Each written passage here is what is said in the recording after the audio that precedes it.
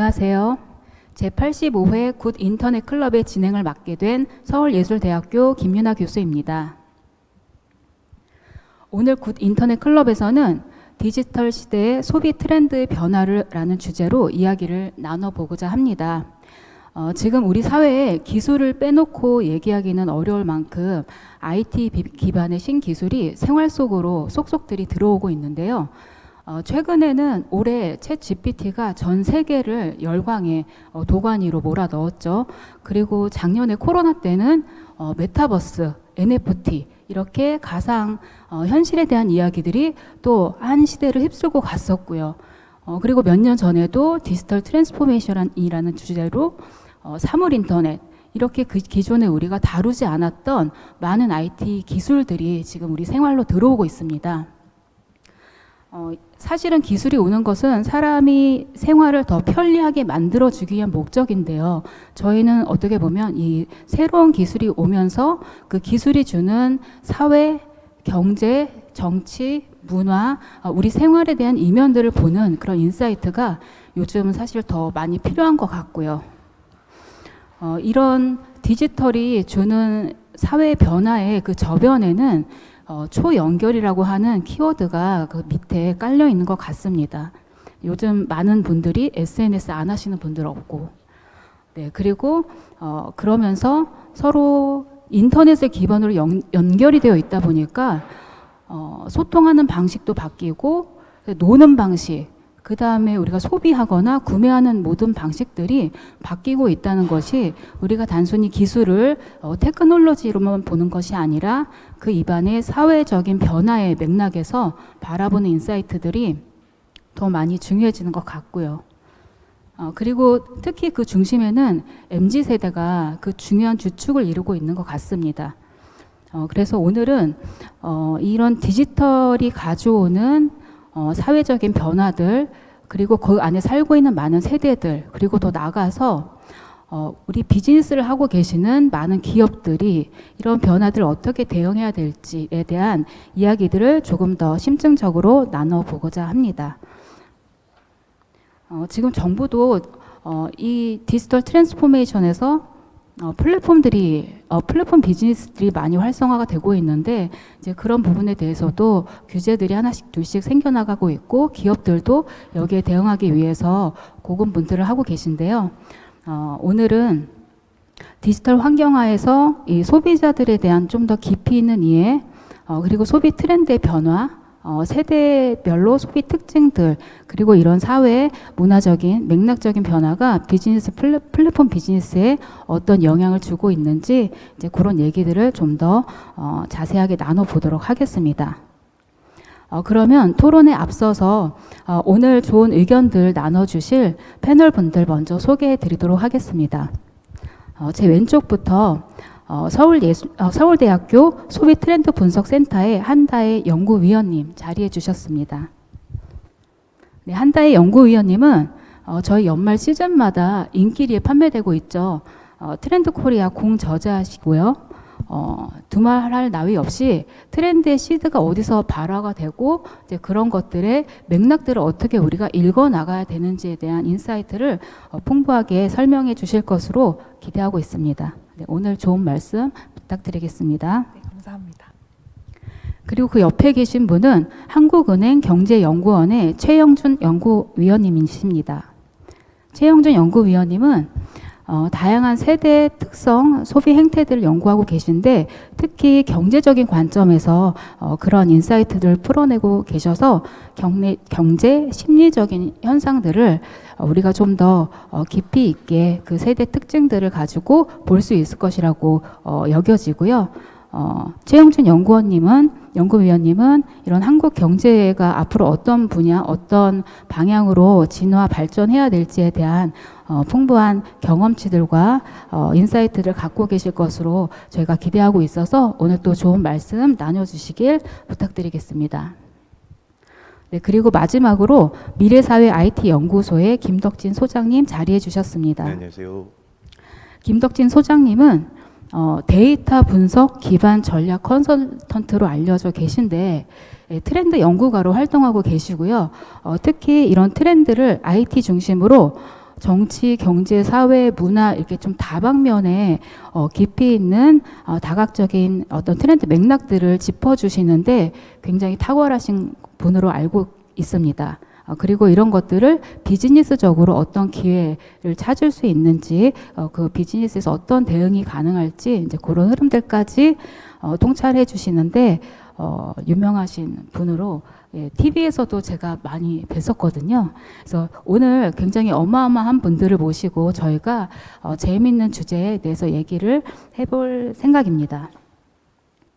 네, 그리고 저는 지금 서울예술대학교에서 이제 광고, 디지털 마케팅을 가르치고 있고, 그전에는 대용기획이라고 하는 광고 대행사에서 광고 전략을 짜고 있었는데요.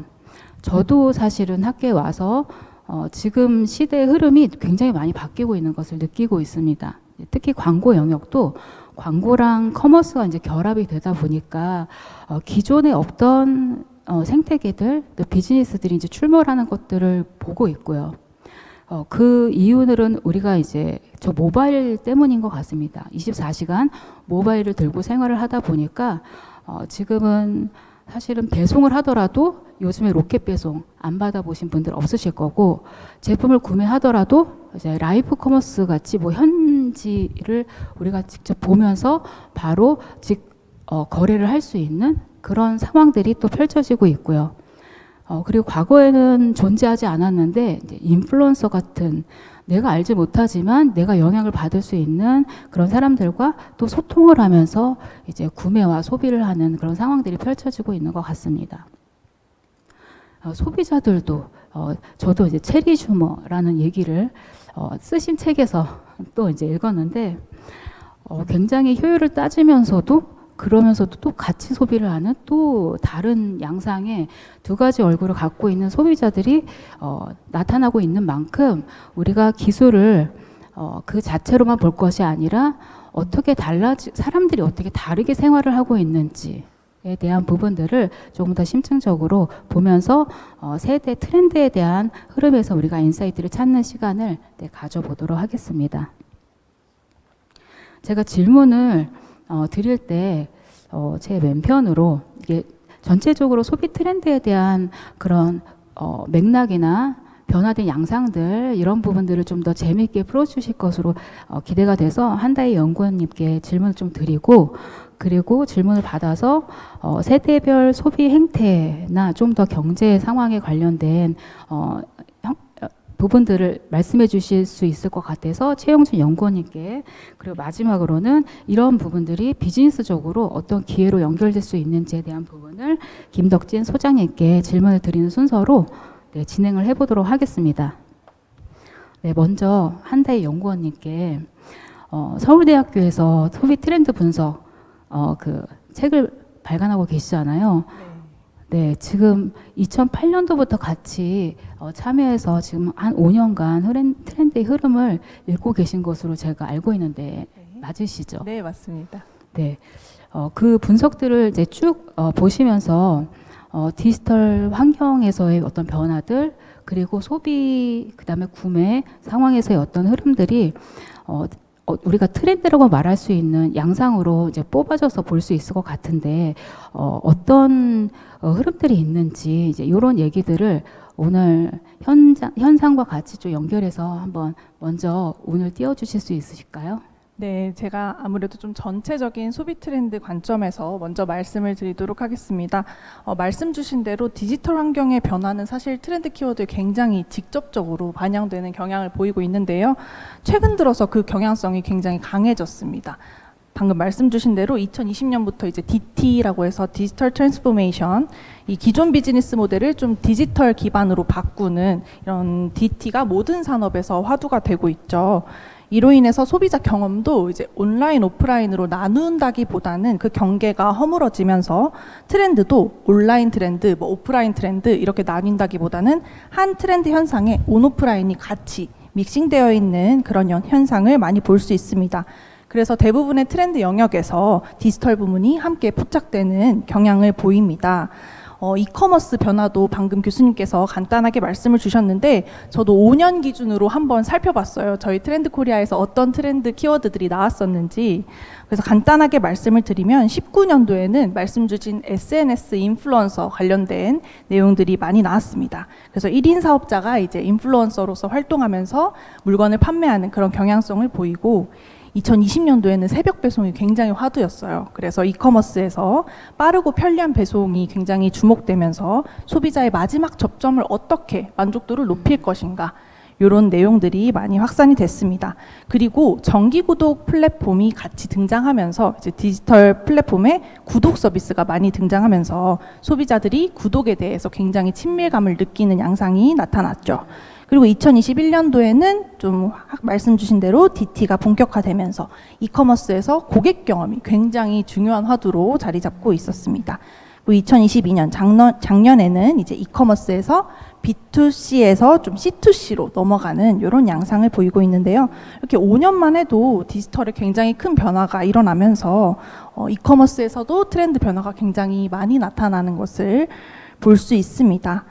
그리고 이제 소비자 변화를 좀 간단하게 말씀을 드리면 저희가 이제 5년에서 10년 정도 지속되는 트렌드를 메가 트렌드라고 저희 센터에서는 명명을 하고 있는데 4가지 크게 말씀을 드릴게요. 첫 번째, 다들 아시는 개인화, 심지어 이제 원자화되었다고 하죠. 소비의 자기지향적인 성격이 굉장히 강해지면서 옛날에는 남에게 어떻게 보일까가 중요해졌지만 요즘도 물론 그런 것들이 중요하긴 하지만 이제 자기가 얼마나 최대한 만족할 것인가 그런 것들이 구매 기준으로 굉장히 중요하게 작용하고 있다라고 볼 수 있습니다. 이건 사실 디지털 사회 되면서 자연스럽게 나타나는 현상인데 스마트폰을 중심으로 이제 개인 중심 사회가 되면서 좀 그런 현상이 더욱 심해졌습니다. 예를 들어서 이제 단적인 예로 4인 가구가 옛날에는 거실에서 TV를 같이 봤다면 요즘은 각자의 방에서 태블릿이나 핸드폰으로 넷플릭스나 이런 OTT 서비스를 콘텐츠를 소비하는 양상이 보이죠. 이런 식으로 4인 가구에서도 1인 그런 소비 행태가 굉장히 많이 심각하게 나타나는 것을 알 수 있습니다. 또 경험적 특성이 굉장히 강해졌어요. 옛날에는 그냥 물건을 소비하는, 쌓아놓고 소비하는 그런 방식이 굉장히 많았었는데 요즘에는 여행이라든지 외식이라든지 이런 경험 소비가 더욱더 가치 있게 각광받는 그런 양상을 보이고 있습니다. 그리고 현재 지향성이 더 강해졌다 이렇게 말씀을 드릴 수 있는데요. 먼 미래를 위해서 좀 저축하거나 투자하는 것보다는 소비자가 현재의 행복에 굉장히 투자하고 일상의 소중함에서 더 가치를 찾는 그런 경향성이 굉장히 짙어지고 있습니다. 그리고 마지막으로 소비자가 좀 소극적인 소비자보다는 적극적 소비자로 나아가고 있습니다. 이게 디지털 플랫폼이 발전하면서 나타나는 현상이라고 볼 수 있는데요. 이제는 소비자가 구매를 머무르지 않고 거기서 나아가서 처분이나 이런 부분들도 굉장히 활발하게 하고 있고 또 SNS에서 보이콧이나 바이콧 같은 그런 목소리도 적극적으로 내고 생산에도 적극적으로 참여하고 트렌드를 만들기도 하는 등 굉장히 적극적인 다양한 역할을 하고 있는 그런 양상을 볼 수 있겠습니다. 네, 지금 한다혜 연구위원님께서 마치 그 책을 요약해서 설명해 주시듯이 중요한 키워드들을 많이 뽑아 주셨어요. 경험이란 얘기를 해 주셨고 아까 이제 SNS 그다음에 이제 배송이나 구독 이렇게 다른 소비 행태들 그다음에 C2C라고 하는 개념 소비자들이 이제 직접 이제 거기서 거래를 하고 이제 교류를 하는 그런 방식들 원자화 네, 그리고 조금 더 적극적인 현재 지향성을 나타나는 이런 키워드들을 뽑아주셨는데, 이 5년 동안 이제 연구해 보시면서 이런 그러니까 새로운 인류들이라고 우리가 매 해마다 얘기하잖아요. 이번에는 이런 인류가 나온 것 같아.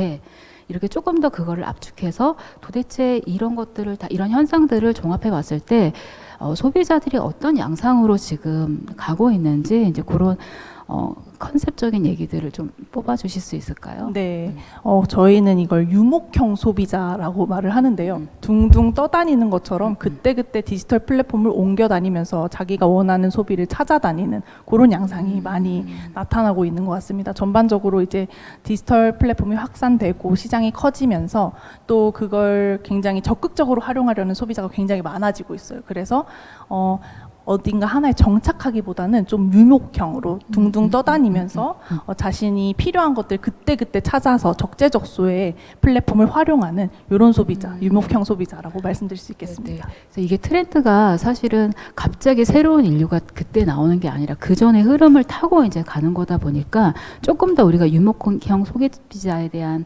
개념들을 명확하게 잡기 위해서 전년 대비해서 조금 더 특징적인 부분이라고 짚어주실 수 있다면 어떤 부분이 있을까요? 네, 아무래도 이제 코로나 이후에 좀 사람들이 디지털 플랫폼에 훨씬 더 익숙해지면서 비대면 사회가 발전하면서 그러면서 이제 좀 더 디지털 플랫폼에 대한 친숙도도 높아지고 그리고 관련된 기술도 이제 솔직히 뭐 젊은 세대뿐만 아니라 나이 드신 분들도 이 디지털 플랫폼에 대해서 굉장히 익숙도가 높아지면서 유목형 소비자가 훨씬 더 크게 그 비중이 늘어났다. 이렇게 말씀드릴 수 있을 것 같아요. 네, 디지털이라고 하는 부분이 굉장히 중심적인 역할을 그쵸. 하고 있는 거네요. 네네.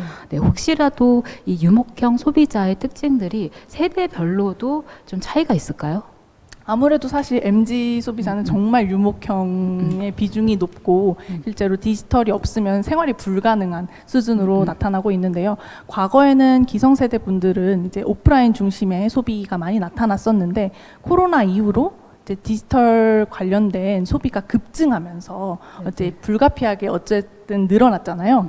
그런 부분 때문에 이제는 사실 기성세대뿐만 아니라 뭐 MZ세대 모두가 다 이 디지털 유목형 소비자의 모습을 보인다라고 말씀을 드릴 수 있을 것 같아요. 그런데 그 수준에는 말씀 주신 대로 조금 차이가 있고 MZ세대는 거의 100% 유목형 소비자라고 말씀드릴 수 있겠습니다. 아, 디지털이 그럼 이제 메가 트렌드로 점점 진화하고 그쵸. 많은 사람 소비자들이 이제 디지털 소비자가 되는 시대가 더 열리고 있다. 이렇게 이해를 네. 할 수 있을 것 같습니다. 네. 네. 네, 좋은 말씀 감사드리고요. 지금 이제 디지털 소비자, 유목형 소비자의 이 얘기를 오늘 해주셨는데, 화두를 던져주셨는데, 그러면, 이런 소비자들이 왜 출몰을 하고, 그리고 이런 소비자들이, 생활, 아니면 경제 생활을 하는 데 있어서, 어떤, 인식을 가지고 어떤 대응을 하고 있는지, 어떤 행태를 보이고 있는지, 최영준 연구원님께 혹시 질문을, 던질 수 있을까요? 예, 그 디지털 경제에서 이제 그 소비자들이 어떻게 행동을 하는지에 대해서 사회적 그리고 이제 다른 어떤 트렌드 중심의 이제 분석을 이제 많이 이렇게 심도 있게 많이 하신 것 같습니다. 저는 이제 이거를 이제 경제적 관점에서 이제 좀 설명을 해드리려고 하는데 아주 쉽게 설명하려면은 경제 위기나 그리고 이제 그 환경 변화는 그 개인들에게 각자 이렇게 차별적인 영향을 미칩니다. 그러니까 아주 쉽게 영향을 들어서 아주 무더위가 왔을 때 더위를 많이 타는 사람도 있고 적게 타는 사람도 있고 더위를 많이 타는데 좀 덜 타는 사람도 있는 것처럼 이렇게 경제 위기나 경제 환경 변화도 각자 개인들에게 소비자들에게 이제 차별적인 영향을 미치게 됩니다. 이런 차별적인 영향을 미침에 따라서 발생하는 현상이 이제 불평등 현상이라고 이렇게 말씀을 드릴 수 있겠습니다. 그래서 이런 디지털 경제가 발전하면서 나타나는 현상이 이제 소비의 그 차별적인 영향 그리고 이제 불평등 각 그 어떤 세대별로 나눠봤을 때 이제 세대별로 그 차별화 현상, 불평등 현상 이렇게 나타난다고 볼 수 있겠습니다.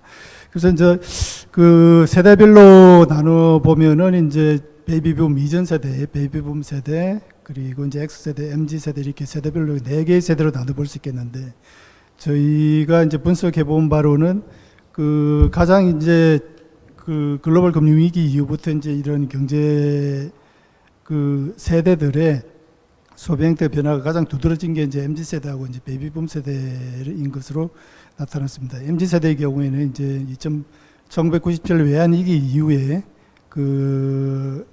부정적인 효과들이 계속 누적되고 있고 실업 같은 게 이제 계속 이제 누적되었고 그리고 2008년 금융위기를 거치면서 이제 이 사람들이 이제 MZ세대 대졸자들이 본격적으로 취업 전선에 뛰어드는데 그때 이제 일자리가 많이 없으니까 경쟁이 심해지고 스펙 경쟁 이런 현상이 나타나면서 MZ 세대들은 이게 일자리가 작아짐에 따라 이제 근로소득이 작아지게 되고 그러면서 이제 소비를 점점 이렇게 줄여나가는 그런 모습을 보였습니다.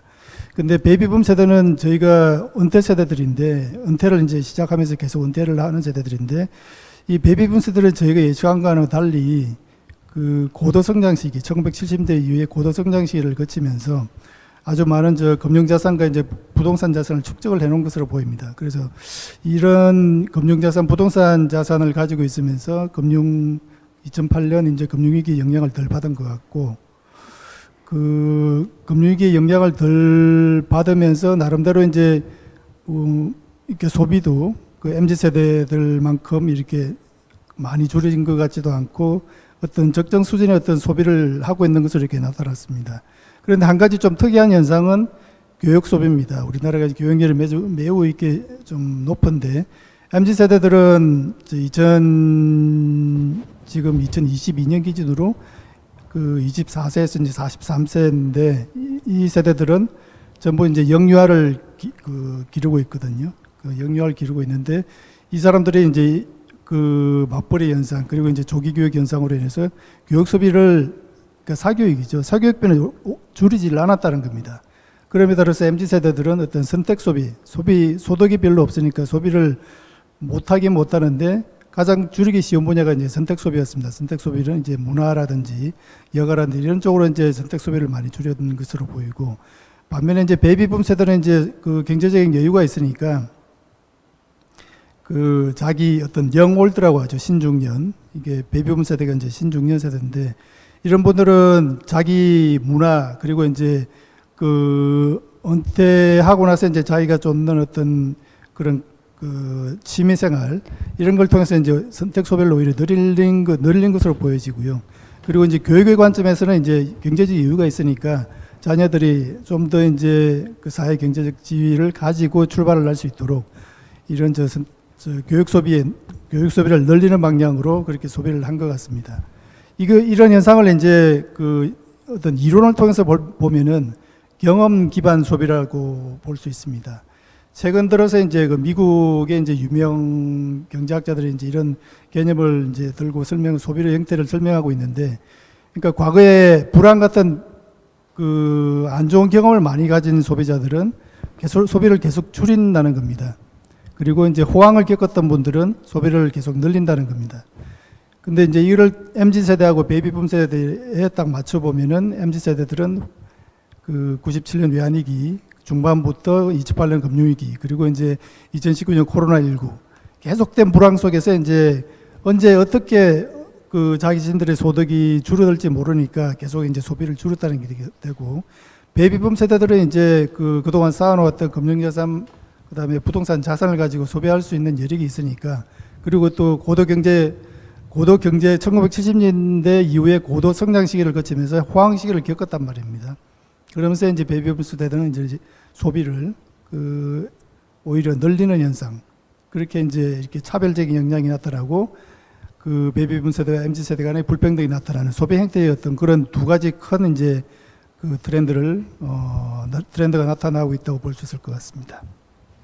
네, 지금 위원님께서 말씀해 주신 대로 사실 이제 경제 상황과 이제 소비 행태를 연결짓는 거는 굉장히 쉽지 않은 것 같아요. 되게 거시적이면서도 미시적인 얘기를 같이 해야 되다 보니까 지금 사실 지금 저성장을 계속 하고 있고 고물가 시대를 거치고 있으면서 경제적으로도 지금 불황에 고령화까지 이제 있다 보니까 거기다 글로벌 위기 뭐 이런 것들이 사람들이 이제 본인이 이제 일상생활을 하는데도 크게 영향을 미치는 것 같고, 그거를 크게 아까 이제 차별적으로 이런 현상들이 드러난다라고 말씀해 주시면서 MZ들은 조금 더 선택적인 소비들을 문화나 여가 쪽으로 하는 것 같다 하고 있는 양상. 그 다음에 베이비붐 신중년 세대들은 조금 그들이 이제 호황을 누렸던 이제 그런 부분들을 지금 그 본인들의 이제 연령대에 맞게 또 나름대로 소비를 찾아가고 있는 것 같다라고 말씀을 해주셨는데, 이거 조금 더 들어가서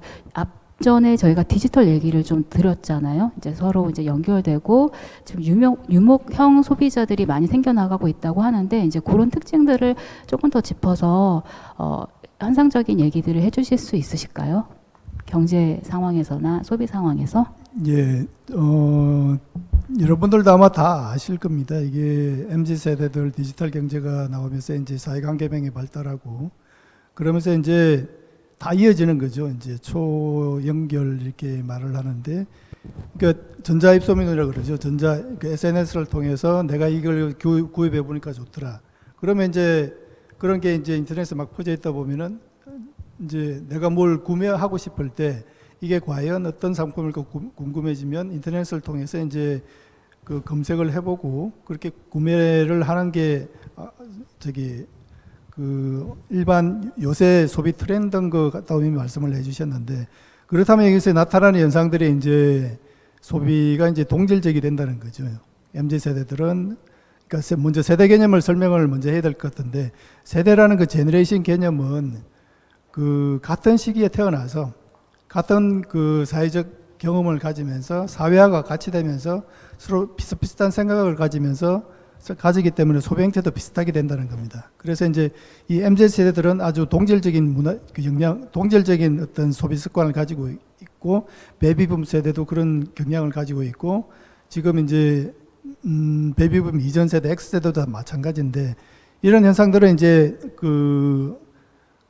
이제 이 디지털 경제상에서 이제 어떤 아까 말씀을 드린 거하고 똑같은 이제 말씀이 될지도 모르지만, 그러니까 차별화가 나타난다는 거죠. 세대별로 이렇게 소비 성향이 다 각기 다르다는 현상으로 나타나기 때문에 이 디지털 경제에서도 디지털 경제가 발전하면 발전할수록 내가 어떤 나이대 연령대가 소비하는 품목은, 그러니까 MZ 세대는 이제 선택 소비, 여가나 문화생활 이런 걸 좋아하고 그 워라밸을 중요시하니까 선택 소비 쪽으로 이제 가는 거고, 베이비붐 세대들은 이제 은퇴하면서 이제 여가 생활이 많이 있지만은, 베이비붐 세대들은 이제 그 선택 소비도 중요하지만은 이제 어떤 자손들, 베이비붐 세대들은 이제 그 전쟁 이후에 태어난 그런 세대들이기 때문에 자식들이 어느 정도의 사회 경제 기반을 가지고 살 수 있도록 그렇게 도움을 준다든지, 그 자식이나 손주에 대한 어떤 교육에 대한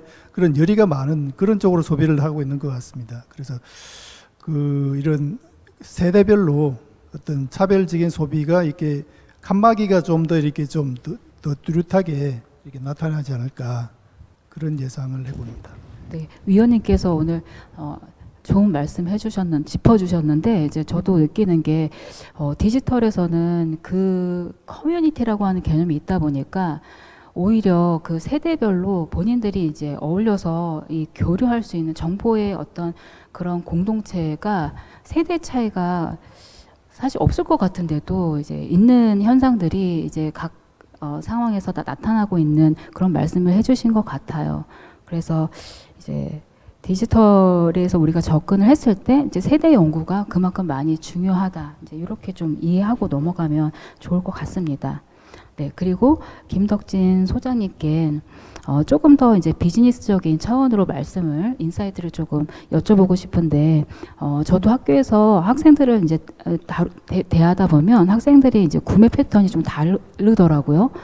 보통은 이제 저는 네이버 검색에다가 검색을 한다던가 그렇게 하는데, 친구들은 이제 리뷰에 대한 정보를 많이 얻더라고요. 근데 리뷰도 유튜브에서 리뷰 영상을 보면서 이렇게 하고, 네이버 쇼핑 렌즈를 통해서 내가 구입하고 싶은 아이템을 이미지 매칭해서 뭐 찾는다던가, 제가 사실 구매하는 패턴은 아니거든요. 그래서 그러면서도 이런 변화들이 계속 생기는데, 또 그걸 대응하기 위해서 이제 D2C 플랫폼 사업들이 또 많이 나타나고 있고, 뭐 자사몰, 그리고 커머스계에서도 변화가 되게 지금 심하고 있고, 이제 이런 여러 가지 현상들에 지금 저도 뭐 라이브 커머스, 뭐 쇼폰 커머스, 메타 커머스, 이제 되게 복잡한 상황으로 지금 시대가 가고 있는 것 같습니다. 아까도 말씀해 주셨지만, 오프라인과 온라인과 연계해서 지금은 또 코로나 이후에 팝업 스토어들이 또 생기면서 MZ들이 또 끌고 있고, 이런 복잡한 플랫폼 상황들, 아니면 커머스 상황들, 비즈니스 상황들에서 우리는 사실 여기가 지금 이제 플랫폼 기반의 협회에서 운영하는 그런 세미나다 보니까, 이커머스 시장 관점에서 이제 이런 흐름들을 어떻게 대응하는 것이 좀 유용할지 그런 말씀을 조금 좀 요청을 드리고 싶습니다. 그래서 이 이커머스 시장에서 이런 흐름들을 어떻게 이커머스 사이드에서는 이 전체적인 흐름에서 어떤 대응이 가능할지, 어떤 변화들이 이제 일어나고 있는지, 각 플랫폼들은 어떤 식으로 경쟁을 해야 될지 이제 그런 이야기들을 좀 들려주실 수 있으실까요? 네.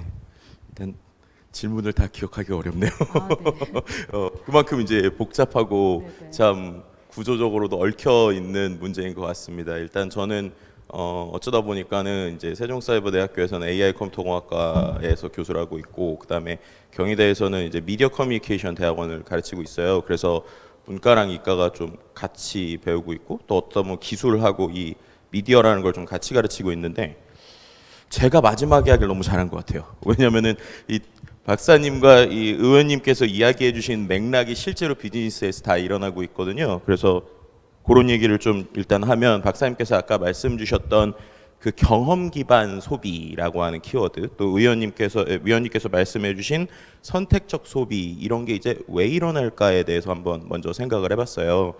우리가 소비라고 하는 것, 물건을 산다라고 하는 건 과거에는 이랬던 것 같아요. 물건이 목적이죠. 근데 이제 우리가 약간 일반적인 물건과 다르게 사는 물건이 있습니다. 바로 패션이죠. 패션은 우리가 정말 입을 옷이 없어서 사는 건 아니잖아요. 뭔가 이 옷을 산다라고 하는 어떤 소비는 제가 볼 때는 소비 자체가 어떠한 기능적 목적이 아니라 나를 표현하는 하나의 수단, 혹은 나를 이제 표출할 수 있는 하나의 장치가 되지 않나라고 생각을 합니다. 근데 그런 관점에서 말씀하신 호황기에서는 내가 물건을 사는 것만으로도 상당히 즐거움이나 표출이나 호황을 할 수 있거든요. 근데 이제 지금 그럴 수가 없는 상황이 됐고, 말씀하신 세대가 갈수록 쓸 수 있는 비용이 줄어든단 말이에요. 그렇다면 이제 그 두 분께서 하신 말씀을 단어만 딱 바꿔서 생각을 하면, 그렇기 때문에 경험 기반 소비가 아니라 소비 자체가 경험이 되게 하는 이런 플랫폼이 아주 요즘 잘 되고 있고요. 두 번째로 선택 소비가 아니라 어떻게 보면은 그러니까 선택 소비가 아까 말씀하신 게 문화와 여가 분야에서 이제 일어난다고 말씀하셨는데, 반대로 플랫폼이 내가 하는 소비 자체가 소비를 마치 문화나 여가처럼 만들어주는 이런 플랫폼이 최근에 잘 되는 것 같아요. 이게 무슨 말이냐? 결국에는 소비가 소비를 만든다는 건데요. 예를 들면 요즘에 친구들이 제일 유튜브에 많이 하는 것들이 있죠. 뭐 다이소에서의 물건 사는 것들. 다이소에서 물건을 1,000원짜리를 사는 행위가 그들에게 어떤 의미를 줄까라고 생각을 해보면, 단순히 1,000원으로 행복한 것도 있지만 그 물건을 사는 것을 컨텐츠화하죠.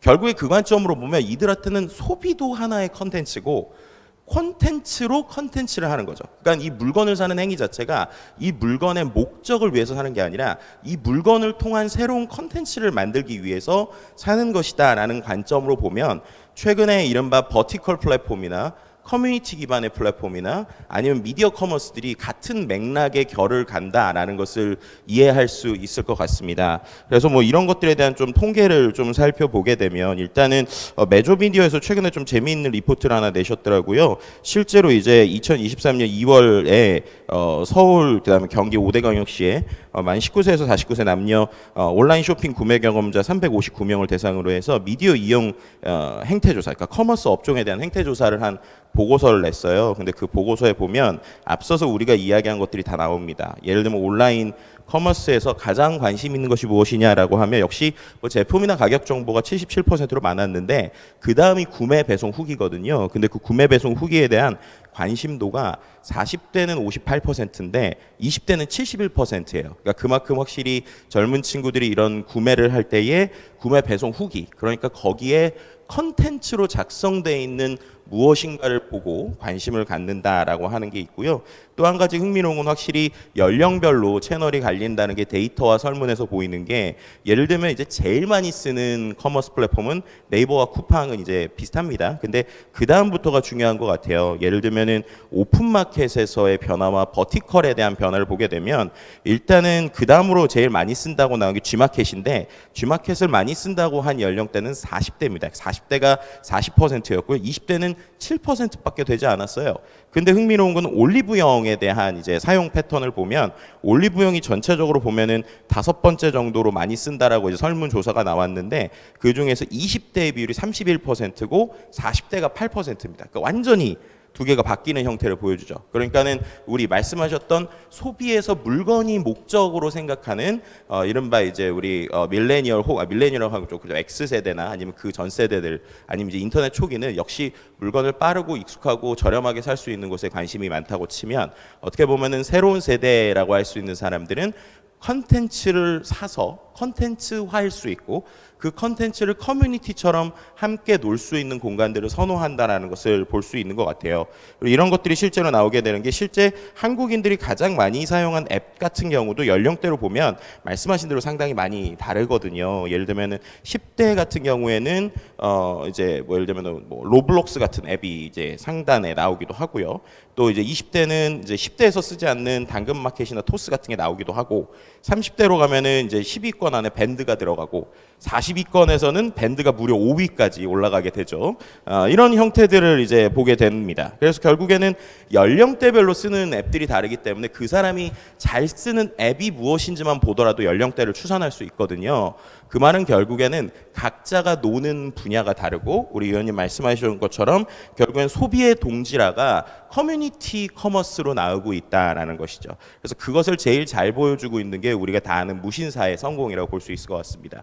무신사는 이름 자체가 아시겠지만 무지 신발 많은 사이트죠. 그래서 이제 원래는 카페에서 시작을 했고 신발 리뷰로 시작을 했는데 그 리뷰의 정보에다가 커머스가 붙기 시작하니까 자연스럽게 동질감을 가지고 있는 사람들이 물건을 사기 시작했고 그런 것들이 특정 연령대의 어떤 팬덤을 만들면서 패션으로 확장하는 모습을 보여주게 됩니다. 그래서 최근에 성공하고 있는 대부분의 그 커머스 플랫폼들은 그런 식으로 특화된 버티컬을 가지고 있거나 혹은 그 컨텐츠를 소비하는 것 자체가 또 다른 컨텐츠로서 만들어주는데 도움을 주는 것들이라고 볼 수 있을 것 같습니다. 또 제일 대표적인 것 중에 하나가 오늘의 집 사례를 얘기할 수밖에 없을 것 같은데요. 오늘의 집이 참 뭐 저한테는 나쁜 플랫폼입니다. 왜냐하면 제가 원래는 가구에 별로 관심이 없었는데 오늘의 집 때문에 그 코로나 생기고 나서 제 방에 모든 가구를 다 바꿨거든요. 왜냐하면은 보니까 멋있더라고요. 그리고 저 정도 사이즈에 저런 그 가구들이면 나도 좋을 것 같아서 한번 누르면 바로 결제가 되니까 결국에는 기술의 변화 그리고 누군가의 집을 엿본다는 것 그리고 그 안에서 그 사람에 대한 동경이 생기는 거죠. 이게 참 아이러니한 건데 컨텐츠를 구매하고 물건을 사고 물건을 올리는 것만으로도 우리가 알고 있는 인스타그램의 셀럽 같은 인플루언서적인 현상이 생긴다는 겁니다. 그래서 실제로 보시면 알겠지만 오늘의 집에서 자기의 방을 잘 꾸미신 분들은 그 영향으로 인해서 뭐 유튜브나 다른 플랫폼에서 또 다른 컨텐츠로 확장되고 또 그 사람들은 컨텐츠 전문 큐레이터로 성장하는 모습을 보여주게 되는데요. 즉 인스타 예전에 우리가 처음에 미디어 커머스가 나왔을 때 이 두 개를 결을 나눠서 생각했었죠. 예를 들면은 물건을 파는 건 우리 플랫폼이고 컨텐츠를 올리는 건 별도의 소셜 미디어였는데 요즘의 변화는 그렇지 않고 하나의 미디어에 커머스도 붙어 있고 플랫폼도 되고 그 안에서 커뮤니티도 되는 형태인 것 같습니다. 그리고 그것을 제일 잘 보여주는 게 이번에 네이버가 인수한 포시마크 사례를 얘기해야 될 것 같은데요. 실제로 포시마크를 우리가 이제 한국에서는 미국판 당근마켓 이렇게 알려져 있지만 냉정하게 말하면 포시마크는 어떻게 보면 인스타그램에 이제 커머스가 붙은 형태에 가깝다라고 설명하는 게 좋을 것 같아요. 그래서 이제 포시마크 같은 경우는 예를 들면 내가 내 옷장을 공유하는 형태입니다. 그래서 내가 내 옷장에 이런 것들이 있어요. 그리고 이런 것들이 팔렸어요라고 하는 게 다른 사람이 팔로우나 좋아요를 누르게 되는 거예요. 그럼 그렇게 되면은 자연스럽게 내 옷장에 어떤 옷이 있는지, 내가 어떤 스타일을 선호하는지, 그리고 그런 것들을 어떻게 판매하는지가 하나의 매개체로서 그 사람을 셀럽화 시키는 거죠. 그러니까 결국에는 나는 한 거는 물건 올리고 물건 구매하고 물건 팔고 얘기만 했는데 어느 순간 내가 그 분야의 영향력이 올라가고 그 영향력을 기반으로 해서 최근에는 라이브 커머스까지 하는 거죠. 그럼 이 사람은 다른 분야에선 모르겠는데 뭐 예를 들면 40대 빅사이즈 5세대에서는 정말 전문가야라는 마인드를 갖고 이제 자기의 물건을 파는 수준에서 시작을 했다가 결국에는 그런 전문 특화된 몰에서 오히려 이 사람을 부르죠. 그렇게 되면서 이 사람한테 자기네 신상품을 팔아달라는 구조로 가게 됩니다. 그래서 결국에는 성공하는 플랫폼은 이 구조를 자연스럽게 그냥 사용자는 물건만 올리고 물건만 쓰고 물건만 리뷰만 달았을 뿐인데 갑자기 영향력이 폭발해서 이 사람 자체의 어떤 지위를 올려줄 수 있는 이런 선순환 구조를 가지고 있는 것들이 최근에 좀 성장하고 있지 않나 이렇게 해석해 볼 수 있을 것 같습니다. 네. 네, 확실히 앞에서 이제 세대에 대한 이야기를 쭉 하다가 비즈니스로 연결되니까 어떤 깊이부터 시작해가지고 지금 현상에 있는 내용까지 인사이트까지 잘 뽑아주시게 된 것 같아요. 지금 되게 좋은 말씀 해주셨는데 어떤 얘기가 기억이 나냐면 이제 물건이 목적이 아니다. 그 소비가 문화처럼 여가처럼 이제 사람들한테 인식이 되는 시대가 되었다. 소비도 컨텐츠처럼 컨텐츠도 또 컨텐츠를 또 소비하는 이 방식으로 이런 말씀을 해주셨는데 제가 앞에 이제 저도 인사를 드리면서 했던 얘기가 광고가 광고 같지가 않아요. 커머스랑 같이 결합이 되고 있어요. 이제 이런 얘기들을 저는 이제 커뮤니케이션 차원에서 이제 온 거니까 느끼고 있거든요. 그래서 이런 흐름이 지금 이게 모바일 때문인 것 같아요. 디지털 때문인 것 같은데 모바일을 가지고 24시간을 생활하다 보니까 우리가 구매를 따로 분리하는 게 아니라 생활을 하면서 거기서 바로 자연스럽게 소비를 하는 현상이 나타나게 되는 것 같고 아까 또 해주신 말씀에 이제는 이런 플랫폼들이 컨텐츠, 커뮤니티, 커머스가 같이 연계돼야지 성공할 수 있는 어떤 소비자들한테 이용할 수 있는 선호되는 플랫폼으로 우리가 더 진화할 수 있을 거다라는 말씀을 해주신 것도 이제 비즈니스의 어떤 구조가 그 밑에 우리가 예전에는 이게 분리되었던 영역들이었는데 그런 것들이 이제 다 통합되는 연결되는 방식으로 운영을 하는 그런 비즈니스 모델의 어떤 진화가 더 필요하겠다 이제 이런 말씀이 또 기억이 나고요. 그리고 이제 세 번째로는 커뮤니티형 커머스 이런 말씀도 해주셨거든요. 이거는 앞부분에 최영준 위원님께서 말씀해 주셨던 것처럼 이제 세대 간의 어떤 그 차이가 존재한다라고 하는 거하고도 좀 연결해 볼 수 있을 것 같은데 커뮤니티라는 개념은 그 동질되는 어떤 소속감을 갖고 있는 사람들 간의 이제 모임인데 이게 어쩔 수 없이 세대차가 반영되는 것 같아요. 그래서 디지털 안에서도 그게 딱 연령별로 나누기는 어렵겠지만 디지털 감수성이 어느 정도 있는지에 따라서 또 다른 디지털 세대가 존재하는 게 아닐까? 근데 그들 안에서는 이제 서로 영향력을 미치면서 이제 소비 행태에도 영향이 되지 않을까 이런 생각을 좀 더 해봅니다. 그래서 예전에는 우리가 세대를 연령별로 나눴다면 이제는 디지털을 기반으로 세대의 구분이 또 필요하지 않게 될까? 이제 그런 말씀을 좀 드리면서 조금 이제 질문을 MZ세대에 대한 얘기로 좀 더 들어가 볼게요. 지금 비즈니스 하는 많은 기업들이 MZ세대를 다 타겟을 하고 있거든요.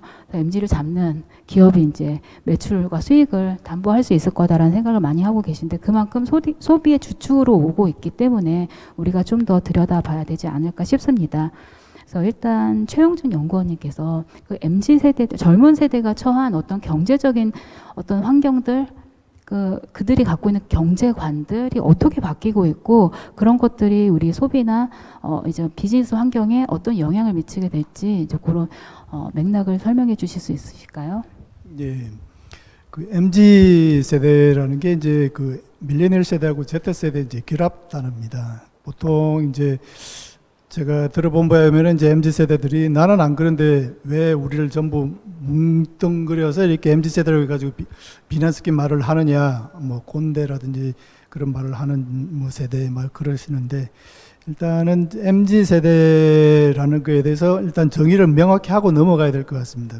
밀레니얼 세대는 1980년 이후부터 1994년생까지 보통 그렇게 잡고 있고요. 그리고 이제 G 세대는 이제 1995년부터 한 15년 정도 D 세대 그렇게 잡고 있습니다.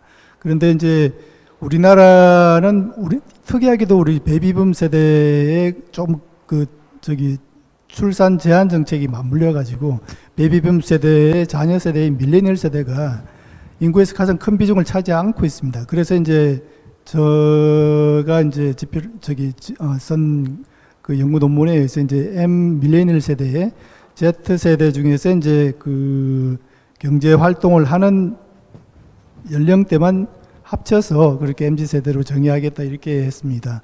그래서 MZ 세대가 이제 일단은 경제 생활을 하는 세대고 1980년생부터 한 1995년에서 한 2000년 초반 정도까지 이렇게 MZ 세대를 보면 될 것 같습니다. 그 MZ 세대의 특징은 가난하다는 겁니다. 부모 세대보다 가난하다는 게 MZ 세대의 가장 경제적인 측면에서 봤을 때 가장 큰 특징은 가난하다는 겁니다. 왜냐하면은 이 MZ 세대들은 아까 제가 말씀드렸다시피 97년 외환위기 한 중반 이후부터 쭉 태어나서 2008년 금융위기를 겪으면서 그리고 또 2019년 코로나 사태를 겪으면서 계속 어떤 경제 위기나 경제 불안 같은 세대를 계속 겪은 세대입니다. 경제학에서는 이런 세대를 갖다가 불황 코호트라고 부릅니다. 그러니까 불황을 겪은 이제 코호트가 이제 같은 동질적인 세대라고 보시면 이해하기 쉬울 것 같습니다. 그래서 MZ 세대들은 태어나자마자부터 시작해가지고 디지털 경제 속에서 살아왔지만은 이 자기가 그 디지털 경제 외에도 경제 외적으로 경제 위기 상황이 계속 반복됐다는 겁니다. 그래서 경제 위기 상황이 반복되다 보니까 아까 제가 말씀드린 것처럼 그 경험 기반 소비처럼 계속 불황을 겪어왔으니까 취직이 잘 안 될 거고 그리고 이제 취직이 잘 안 되다 보니까 계속된 경쟁이 일어났을 거고 그러다 보니까 이제 그 3포 세대부터 시작된 거죠. 3포 세대가 이제 그 연애, 결혼, 출산 이렇게 3포 세대부터 이게 이제 X세대부터 조금 맞물리긴 하는데 그 이런 3포 세대부터 시작해서 M포 세대까지 쭉 진행이 됩니다. 그래서 이런 부모보다 못 사는 세대는 MZ 세대가 처음이거든요. 그래서 이 MZ 세대들이 가장 큰 특징은 불황기에 속에서 계속 살아왔기 때문에 그 가장 가난하다는 겁니다. 그래서 이제 이 사람들은 그 소비를 이렇게 다른 세대하고 비교를 해보면은 2008년 금융위기 이후로 거의 증가하지 않습니다. 그러니까 2008년 이후로 거의 증가하지 않고 평행하다시피 하고 평행한 정도로 아주 밋밋하게 이렇게 증가하는 그런 특징을 보이고 있습니다. 그러니까 이 사람들이 왜 소비를 그렇게 하느냐? 불황을 겪어서 다시 또 불황을 겪을지 모르니까 검소하게 살아야 된다는 겁니다. 그걸 이제 불황 유발 검소라는 또 단어가 있더라고요. 그래서 이 사람들은 그 저축을 하고 웰스, 자산 이런 걸 모으는 데 치중을 하지 지금 이제 코인 젊은이들이 이제 MZ 세대들이 코인 투자 많이 한다, 뭐 이렇게 직접 투자 많이 한다 이런 소리가 많이 들리지 않습니까? 바로 그런 현상에서 비롯되는 거거든요.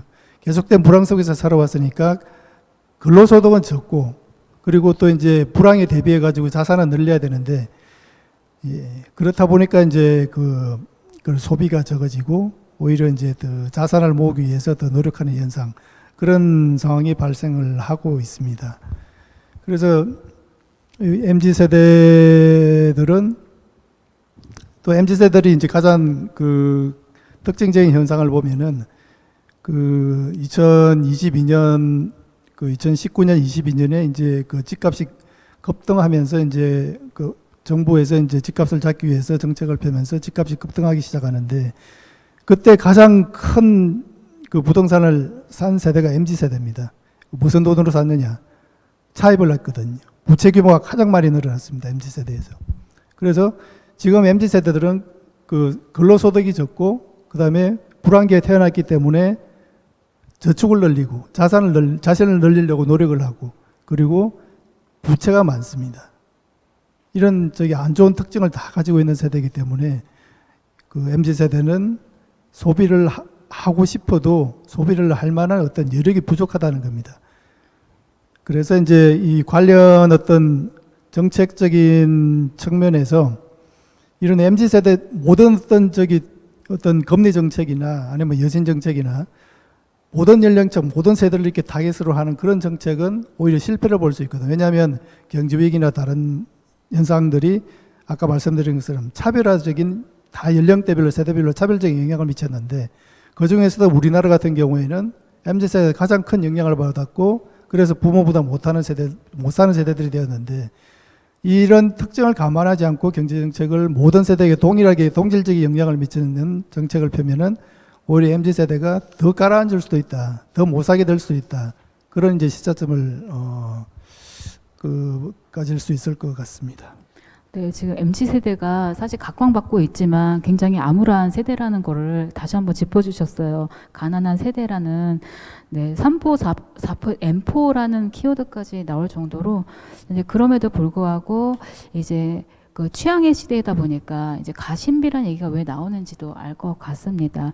그러면 한다혜 연구원님께서는 지금 이런 경제 상황을 겪고 있는 MZ 세대들만의 어떤 그 소비 성향들 이제 이런 경제 상황들이 이제 반영을 미칠 것 같은데 이제 네, 이 플랫폼 기업들이 조금 더 관심을 가지고 들여다봐야 될 MZ 세대들의 어떤 소비 성향, 소비 특징, 소비 트렌드에 대해서 한번 짚어주실 수 있을까요?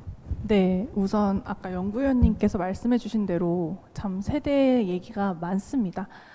사실 세대는 전 세계적인 개념이거든요. 근데 우리나라에서 유독 세대 담론이 더 많이 발생되는 이유는 우리나라가 그만큼 고성장, 빠르게 성장했기 때문인데요. 그래서 세대는 사실 어린 시절의 경험이 굉장히 중요하다 이런 얘기를 많이 하는데 베이비 부머 그리고 X세대, 밀레니얼 세대, Z세대가 어린 시절 경험했던 대한민국이 다 달라요.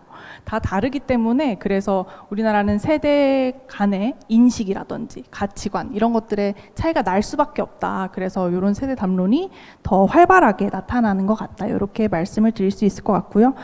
최근 플랫폼 산업에서 주목하면 좋을 2030, 그래서 밀레니얼 Z세대들의 달라진 트렌드 말씀드리면 첫 번째는 기성세대에 비해서 MZ세대는 인간관계에 좀 다른 특성을 보이고 있습니다.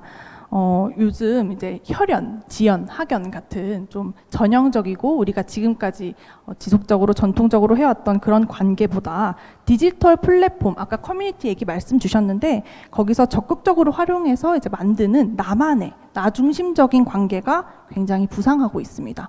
과거에는 온라인 관계가 오프라인 관계랑은 비교가 안 될 만큼 사실 작았었는데 디지털 플랫폼이 확장되고 또 코로나 이슈도 있으면서 온라인 관계에 굉장히 거리낌이 없어졌어요. 그래서 이제 젊은 세대를 타겟으로 하는 플랫폼에서는 소비자들에게 새로운 관계를 만들 수 있는 이런 장을 마련하는 것이 굉장히 중요한 것 같습니다. 그리고 두 번째로 기성세대에 비해서 건강이나 여가를 굉장히 중시합니다. 이것도 연구위원님께서 아까 말씀해 주셨는데 이제 팬데믹 이후에 특히 나타나는 특징인데요. 일과 삶의 균형을 굉장히 중시하면서 자신의 건강을 중요하게 생각하는 사람들이 많아지고 있습니다. 과거에는 몸이 아프면 약을 먹고 뭐 어떤 행동을 했었는데 요즘은 아플까봐 약을 먹고 그런 행동을 많이 보이죠. 그래서 탈모가 올까봐 탈모 예방 샴푸를 쓰는 그런 상황을 보이고 있기 때문에 그래서 이런 것도 이제 디지털로 하는 경우가 많습니다. 디지털 헬스케어 시장이 그래서 뜨고 있는 것도 그 이유죠. 특히 이 친구들은 좀 이제 저도 MZ세대인데 효율적으로 관리하려고 하는 그런 특성을 보여요. 그래서 특히 건강 솔루션 이런 것들을 디지털 플랫폼을 통해서 활용해서 효율적으로 해결하고자 즉각적으로 해결하고자 하는 그런 소비자가 많습니다. 이건 우리나라뿐만 아니라 이제 미국이나 다른 여타 나라에서도 동일하게 나타나는 특성이라고 볼 수 있습니다. 그리고 마지막으로 기성세대에 비해서 소비와 관련해서 창의성이 굉장히 높습니다. 최근 어려운 경기 속에서 어떻게 하면 더 잘 아낄 수 있을까에 굉장히 혈안이 되어 있는데요. 말씀 주신 대로 이제 부모보다 더 가난한 세대라는 별명이 있는 만큼 재무 관리를 굉장히 철두철미하게 그리고 즐겁게 합니다. 그래서 디지털 플랫폼 지원하에서 좀 전형적으로 우리가 알고 있던 구매랑 다르게 좀 새로운 방식으로 소비하는 경우가 많습니다. 그래서 거기서 꿀팁을 발견하고 그걸 SNS에 공유하는 그런 양상을 보이죠. 예를 들어서 최근에 좀 이슈가 되었던 플랫폼이 자신이 받았는데 안 쓰는 기프티콘을 판매하는 거예요. 그리고 자신이 쓰고 싶은 기프티콘을 더 싸게 구매하는 그런 플랫폼들도 요즘 인기가 있는 플랫폼입니다. 그래서 소비자가 좀 주도적으로 플랫폼을 다양하게 활용하면서 선택지를 많이 넓혀주는 그런 것들이 필요하겠습니다. 이런 참여형 플랫폼이 소비자에게 더 큰 사랑을 받을 수 있을 것 같습니다. 지금 굉장히 좋은 키워드들도 많이 뽑아주셨는데 아까 나만의 나 중심적인 관계성에 대한 말씀해 주시고 또 건강, 또 일과 삶의 뭐 균형에 대한 부분들 그다음에 즉각적으로 내가 뭔가 피드백을 얻을 수 있는 거 그다음에 창의적으로 본인들의 어떤 재무 관리나 어떤 경제 생활들을 하고 있다는 거 제가 이제 쭉 듣다 보니까 BTS가 이제 냈던 앨범에 Love Myself라고 하는 그 키워드가 떠오르더라고요. 그래서 정말 MZ 세대들은 나를 중심으로 사는 인간이구나라는 생각을 더 하게 되고, 지금 말씀해 주신 거에 꿀팁 이런 것도, 아니 저런 걸 왜 그렇게 하지? 저는 X세대거든요. 그렇게 생각했었는데 그들은 굉장히 디지털을 이용해서 스마트하게 살고 있구나, 이런 경제, 가난한 본인 세대 특징들을 잘 이겨내고 있구나, 이제 이런 생각이 더 들었습니다. 네, 그리고 이제 마지막으로 김덕진 소장님께는 MZ 세대에 대한 이야기보단 조금 더 이제 플랫폼 사업에 관련된 부분들을 좀 여쭤보도록 할게요. 지금 다 이제 모든 산업들이 디지털 트랜스포메이션으로 인해서 플랫폼 비즈니스로 이제 전환을 하고 있는데, 거기서 뭐 뱅크샐러드, 뭐 오늘의 같은 뭐 기존에 없었던 산업들이 비즈니스들이 이제 나오는 것도 저도 보고 있는데, 최근에는 이런 것들이 흑자 구조로 이제 전환하기가 굉장히 어려운, 그 적자를 면치 못하는 상황들도 많이 또 겪고 있는 것 같아서 자체적으로 많이 고군분투를 하고 계신 것 같고, 이커머스는 이커머스대로 힘들고, 자기 플랫폼을 하시는 분들은 또 그 나름대로 이 안에서 어떤 식으로 이런 경제 상황에 맞게 사업 구조를 만들어 나가야 될지를 고민을 하고 계신 것 같아요. 그래서 어떻게 보면 플랫폼 비즈니스도 초반에는 각광을 받았지만, 이런 것들을 지속 가능한 비즈니스로 만들어 나가는 데는 어떤 벤치마킹이 좀 필요할 것 같거든요. 이제 그런 관점에서 최근에 지속 성장을 보이거나 아니면 좋은 성과들을 보이고 있는, 우리가 조금 더 벤치마킹 해볼 만한 플랫폼 기업 사례들을 있으면 좀 소개시켜 주실 수 있으실까요? 네, 여전히 어려운 질문이네요. 시간이 별로 없기 때문에 그냥 간단하게 몇 개만 얘기드리면, 이게 근데 저희 커머스에서 이걸 할 수 있는 분야일지는 잘 모르겠습니다. 근데 어쨌든 전반적으로 플랫폼 비즈니스에서 우리가 틱톡 얘기를 안 할 수가 없을 것 같아요. 왜냐면은 지금 오히려 중국에서도 뭐 차단을 하니, 미국에서 차단을 하니 어쩌니까지 얘기가 나왔는데, 오히려 소비자들의 자발적인 변화 때문에 최근에 틱톡이 계속 뭐 세계적으로 압박돼도 매출이 2배씩 오르고 있거든요. 그리고 더 흥미로운 건 이제 최근에 미국 이제 대선이 곧 다가오잖아요. 대선 때 그 안보 이슈로 뭐 틱톡 막자라고 하면은 거기 그 후보는 떨어진다, 뭐 이런 얘기들까지 나오고 있어요. 왜냐면 그렇게 되는 순간 MZ 세대 표가 다 없어진다, 뭐 이런 얘기가 나올 수준으로 이제 자발적으로 바이럴이 되고 있는 플랫폼이라고 볼 수 있을 것 같습니다. 근데 그게 왜 그럴까라고 생각하면, 이건 우리가 앞서서 얘기했었던 어떤 디지털 플랫폼 컨텐츠의 맥락하고 비슷해요. 지금 이제 저는 MZ라고 표현을 많이 했지만 저는 조금 나누고 싶어요. 그래서 젠지라고 하는 이제 Z세대를 중심으로 해야 될 것 같습니다. 왜냐하면 MZ로 하면 너무 넓거든요. 저도 그러면 밀레니얼 끝에 있기 때문에 저 역시도 이제 밀레니얼인데, 저는 오히려 이제 그 소비 관점을 간단하게만 짚으면, 밀레니얼들의 소비는 오히려 이제 알파 세대, 그러니까는 자녀들이 이미 13살이 이제 돼가는 시기, 2013년부터니까 10살이 넘어가거든요. 그래서 실제로 자녀들을 데리고 있는 밀레니얼들이 아이들 때문에 소비하는 패턴을 보면 거기에서 이제 하나의 또 새로운 접점이 생긴다고 생각하고요.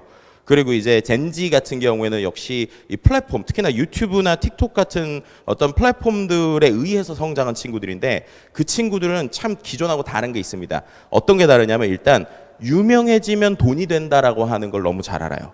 왜냐하면 그 유명이라고 하는 말이 되게 다양합니다. 그냥 결론적으로 말하면, 우리는 예전에는 돈 버는 방식이 여러 가지가 있었지만 그 방식들이 다 다르잖아요. 근데 유튜브는 되게 심플합니다. 왜 심플하냐? 어떤 수단과 방법을 가리지 않아서라도 조회수가 올라가면 그 조회수 대비 돈을 받거든요. 그러니까 이제 이들이 생각할 때 되게 페어한 거예요. 페어하다라고 하는 게, 왜냐면 누구나 똑같은 인풋을 뭐 인풋을 1억을 넣든 100만 원을 넣든 돈을 하나도 안 쓰더라도 조회수만 많이 나오면 그 조회수 대비 돈을 받는다는 구조죠. 그렇다면 이제 이들이 할 수 있는 아이디어가 많아진다는 것이죠. 그리고 이제 두 번째는, 그런 관점으로 보면 누구나 비슷한 걸 하면은 당연히 조회수가 나오지 않아요.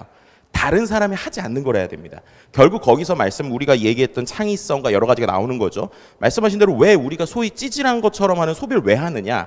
그 소비를 그냥 혼자서 하고 끝나는 걸 절대 하지 않습니다. 보시면 그 행위를 어딘가에 올리거든요. 올리는 게 또 돈이 돼요.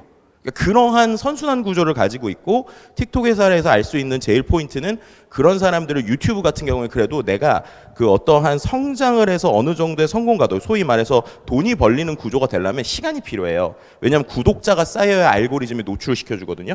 근데 틱톡의 가장 큰 특징은, 내가 아무것도 없는 상황에서도 내가 재미있는 아이디어라고 해서 그것이 뭔가 지금의 트렌드에 맞게 선택 딱 당하게 되면, 내가 팔로워 수가 10명이라도 갑자기 전 세계적인 스타가 됩니다. 물론 그 스타의 지속 시간은 길진 않죠.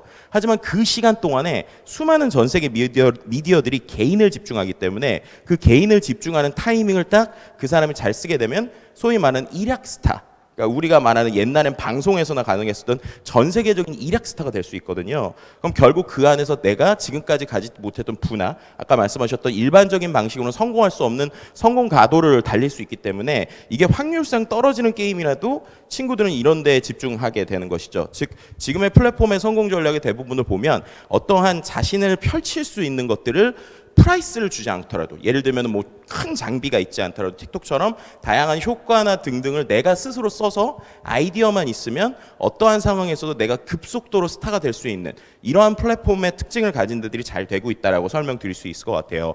그래서 그러한 기술들이 중요한데, 그럼 그렇게 됐을 때 커머스에선 당연히 그게 접근하기가 어렵죠. 왜냐하면 그게 비용이 많이 든단 말이에요. 그래서 그런 관점으로 보면 오히려 냉정하지만 철저히 버티컬로 가는 게 결국에는 승부수밖에 될 수밖에 없다고 생각합니다. 왜냐하면은 우리가 아는 수많은 커머스들이 결국엔 유통을 하는데 유통의 마진이라는 건 한계가 있고 그 안에서 당연히 다양한 플랫폼 기술을 얹기 위해서는 돈이 많이 들죠. 그럼 그 상황에서 모든 걸 할 수 있느냐? 그렇진 않은 겁니다. 그러면 결국에는 아까처럼 기존에 찾지 않았던 특화된 타겟팅과 그리고 그 안에서 매입 구조를 좀 다르게 해서 거의 직매나 혹은 만들어내는 이런 형태로 갈 수밖에 없을 것 같고요. 하지만 좀 쉽진 않은 것 같습니다. 그래서 D2C를 하는 데들도 많이 시도했다가 좀 요즘에 뒤로 가고 뭐 이러한 상황인데, 하지만 그렇지 않다면 소위 빅테크들 혹은 이제 돈을 가지고 강력하게 들어오는 쿠팡이나 네이버 같은 곳에 경쟁하기가 좀 냉정하게 좀 쉽지는 않아지고 있는 현실이다. 뭐 이렇게 같이 말씀드릴 수 있을 것 같습니다. 네. 제가 최근에 본 기사가 롯데온도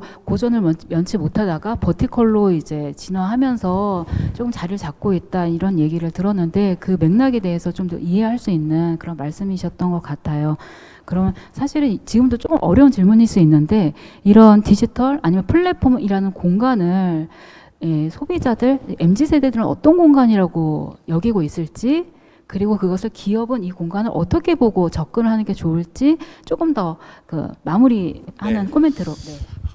마무리하면은 일단 관점이 좀 달라지는 것 같습니다. 우리가 저는 이제 네트워크 분석을 원래 했던 사람인데, 네트워크 분석 예전에 인터넷 초창기 때는 사람을 중심으로 네트워크를 분석했어요. 그래서 사람이 사람과 어떻게 연결되느냐인데, 결국은 아마존의 추천 플랫폼이 우리에게 줬었던 새로운 흥미로움은 사람과 사람을 연결하는 게 아니라 물건을 통한 사람들을 연결하기 시작했다는 거예요. 그래서 이제 결국에 추천 플랫폼의 핵심은 물건의 특징에 따라서 이 A라고 하는 사람, 물건을 산 사람이 B라고 하는 물건이 다른 카테고리를 샀다라고 하면 이것을 비슷하게 산 사람들을 꼭 인구 통계학적이 아니더라도 묶을 수 있다라고 하는 거거든요. 그래서 결국에는 우리가 세대라고 하거나 어떠한 어떤 분류를 할 때 더 이상 이 사람을 인구 통계학적으로 나누기보다는 그 사람이 소비하는 물건이나 어떠한 제품을 중심으로서의 타겟팅과 분류가 필요하다라는 이야기를 드릴 수 있을 것 같습니다. 그래서 결국에는 이 사람들이 커뮤니티를 만들고 소통하고 대화하는 그 맥락의 중심이 결국에는 컨텐츠화된 물건이거든요. 그래서 그 프로덕트의 특징에 따라서, 얘는 패션이라고 하면 패션의 옷의 스타일에 따라서 커뮤니티가 나뉘기 때문에 그러한 커뮤니티 전략으로 한 번 더 우리의 그 어떤 플랫폼의 포트폴리오나 플랫폼이 가지고 있는 프로덕트들을 분석을 해보신다면 또 새로운 관점이 열리지 않을까, 이렇게 말씀드릴 수 있을 것 같습니다. 네. 정리도 굉장히 잘해주셨고요. 네, 오늘 사실은 짧은 시간에 되게 심도 있는 얘기를 나누느라고 모두 다 좋은 의견 주셔서 감사드리고요. 마지막으로 혹시 더 하고 싶은 얘기, 못했던 얘기, 오늘 다른 연사분들 얘기 들으면서 또 생각나셨던 얘기 있으면 마지막 코멘트 한마디씩 듣고 마무리하도록 하겠습니다. 예, 먼저.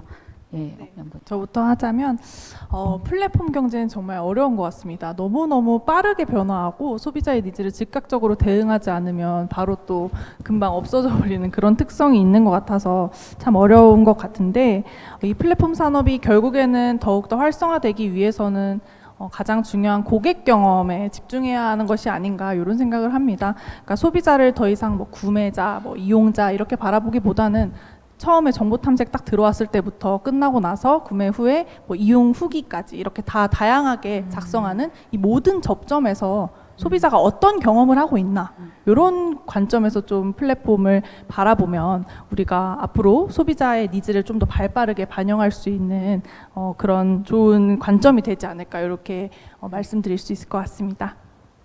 네, 최영준 연구원.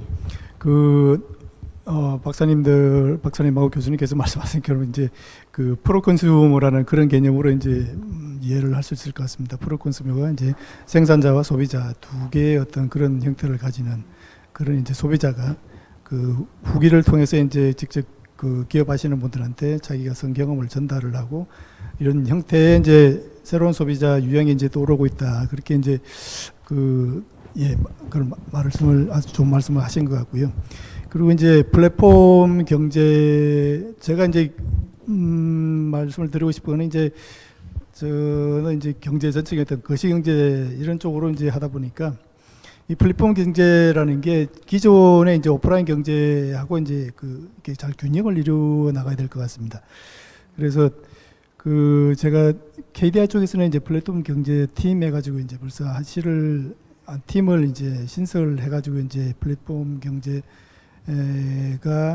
이제 전체 거시경제에 어떤 영향을 미칠까에 대해서 이제 심도 있는 분석을 하고 계시는 걸로 알고 있습니다.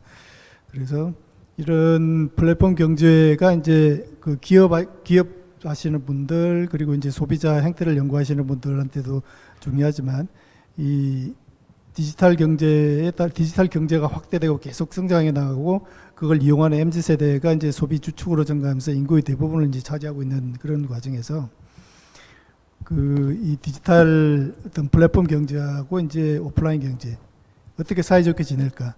그게 이제 마트하고 이제 전통시장하고 이렇게 좀 공존할 수 있도록 그렇게 하는 정책을 참고할 수도 있을 것 같은데 그 두 경제가 거시경제의 안정성을 해치지 않을 수 있을 정도의 어떤 공존 방안을 마련하는 게 좀 좋지 않을까 그렇게 생각합니다. 네, 그리고 마지막으로 김덕진 네. 소장님. 앞서서 말씀해주신 것들 중에 제가 되게 와닿던 게 이제 디지털 유목민이라는 단어가 되게 와닿는데요. 디지털 유목민하고 기존 유목민이 뭐가 다를까 한번 생각을 해봤어요. 그랬더니 유목민은 어떤 장소를 지나가면 발자국이나 흔적이 잠깐 남았다가 없어지잖아요. 근데 디지털 유목민은 그 흔적이 영원히 없어지지 않거든요. 그럼 결국에는 그 흔적이 남아있는 것들을 우리가 어떻게 보고 어떻게 생각할 수 있을지가 결국에는 그들의 흐름을 따라가는 전초기지가 될 것 같습니다. 근데 때로는 또 너무 데이터 분석에만 몰입하시는 분들은 어떨 때는 정말 의미 없이 그냥 발자국이 나와 있는 그 하나하나에도 너무 의미를 부여하시는 분들도 있거든요. 그렇기 때문에 어쨌든 영원히 남는 이 디지털 유목민의 발자국이나 흐름을 정말로 다양한 시선과 다양한 환경 그리고 그 안에서의 트렌드 분석과 함께 분석하고 따라가다 보면 결국에는 그들의 그 다음 행보들도 예측해 볼 수 있지 않을까라고 마무리 짓고 싶습니다. 네, 오늘 다 마무리까지 좋은 말씀들로 해주셨는데요. 오늘은 플랫폼 기업들한테 도움이 될 만한 이런 소비 트렌드에 대해서 얘기를 나눠보고 정말 많은 인사이트들이 여기서 나왔었던 것 같아요. 저는 얘기를 듣다 보니까 우리가 이제 디지털이라고 하는 맥락을 빼놓고 갈 수 없는데 새로운 경험이 오는 건 맞는 것 같구나라는 거 그리고 거기서 변하는 소비 양상들도 기존에 우리가 보지 못했던 그 안에 사람들의 연결과 서로 이제 코호트라고 하는 사실 이게 세대 개념이긴 한데 디지털 세대라고 하는 또 다른 종류의 그런 커뮤니티들이 또 소비의 어떤 그 저변에 깔고 있구나. 그리고 그런 것들을 잘 활용하는 기업만이 어떻게 보면 넥스트 플랫폼의 산업을 끌고 나갈 수 있는 그런 청사진들을 보여주겠구나라는 생각을 하게 되었습니다. 그래서 오늘 연사로 참석해 주신 세 분께 긴 시간 좋은 말씀 해주셔서 감사하다는 말씀을 드리고 네, 시청하신 분들도 이제 이런 소비 트렌드 인사이트들을 잘 받아서 전략에 잘 활용하시기 바라겠습니다. 그리고 제 85회 굿 인터넷 클럽 에 대한 토론을 여기서 마치도록 하겠습니다. 긴 시간 같이 해주셔서 감사드립니다.